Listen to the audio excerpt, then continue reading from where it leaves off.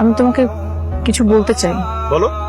তোমাকে একটা সত্যি কথা বলতে চাই। আসলে ঢাকাতে আমার একজন বয়ফ্রেন্ড আছে। হ্যাঁ? ঢাকাতে আমার একজন বয়ফ্রেন্ড আছে। কি আছে? বয়ফ্রেন্ড? আমি এখানে আসার পর থেকে ওর সাথে আমার ঝামেলা হয়। ভেবেছিলাম আমাদের সম্পর্কটা ঠিক হবে না। কি বলতেছো এগুলা? যোগ করতেছো নাকি আমার সাথে? ফাইজলামি?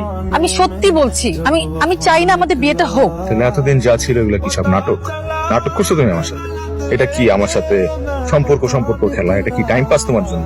টাইম পাস করার জন্য আর কাউরে পাইলো না?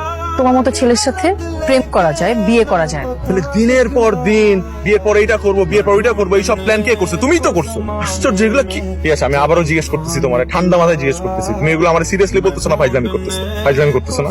বলো ফাইজলামি করতেছো, বলো না পিয়াসা ফাইজলামি করতেছো, বলো। আমি ফাইজলামি করছি না। পিয়াসা, আমি আবারও জিজ্ঞেস করতেছি, তুমি এগুলো সিরিয়াসলি বলতেছো না ফান করতেছো? আমি ফান করছি না। আমি সত্যি চাই না আমাদের বিয়েটা হোক। তোমাকে বিয়ে করার চেয়ে মরে যাওয়া অনেক ভালো। তাহলে আমার সাথে এরকম করলি কেন? আমার সাথে কেন? কি ক্ষতি করছিলাম আমি তোর? আমি তো তোর কাছে আসি নাই, তুই আসছিলি আমার কাছে। কথা অবস্থা কথা বল, উত্তর দে, উত্তর দে। ওই কান্দোস কেন? কান্দোস কেন? এখন সিনেমায় ভালো ভালো অভিনেত্রী অভিনেতাগুলা অভিনয় কেন করে না জানোস? কারণ তারা বাস্তব জীবন অভিনয় করে। তোর মতো অভিনেত্রীরা বাস্তব জীবন অভিনয় করে জীবন শেষ করে দেয় আমার মতো ছেলেদের।